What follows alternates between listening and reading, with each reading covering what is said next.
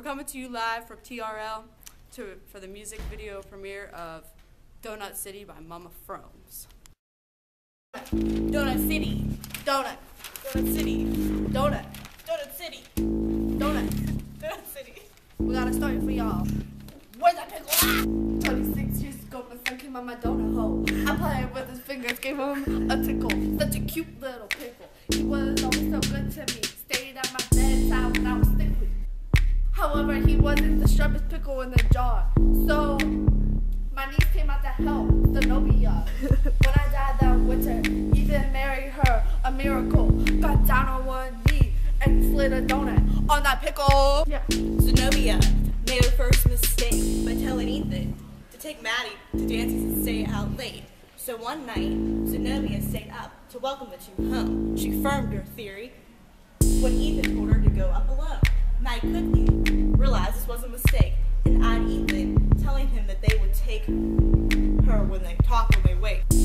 My son did not talk to Zenobia that night. The next day, the reality of that hit him with fright. No longer did he long for his wife. Matter of fact, he chopped that donut in half.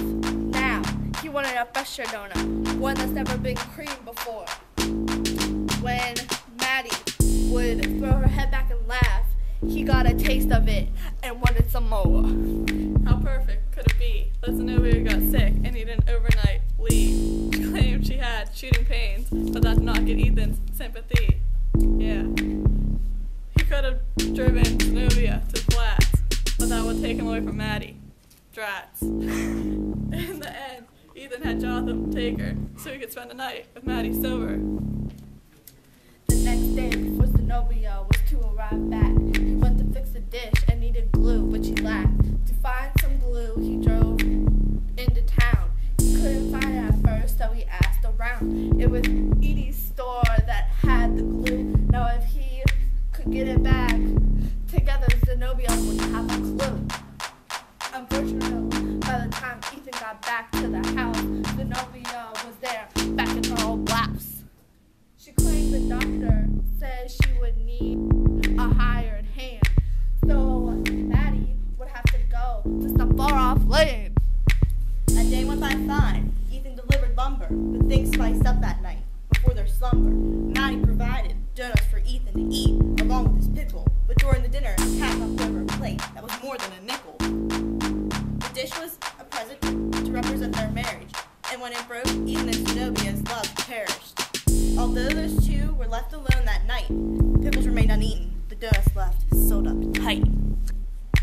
After dinner that night, Zenobia went to get a stomach powder. She saw the broken dish. Her emotions couldn't have shown any louder. She quickly found out Maddie had brought the dish down. She said to Ethan, the next day Jotham will drive her to town. The last day Ethan had with Maddie, at first went by normally. He did all of his chores and wandered around a lot outdoors. Ethan contemplated running away with Maddie, but decided that would affect Zenobia a bit dramatically. So in the end, he settled with driving her to the train station, but that event doesn't allow such a simple translation. You see, my son and Maddie decided they couldn't live without each other's love. Instead of running away together, they wanted to rise above. They got onto a sled and ran into a tree. There's better ways to die, but they saw one with glee. This never really seemed like a very good plan. To top it all off, they never made it to the promised land.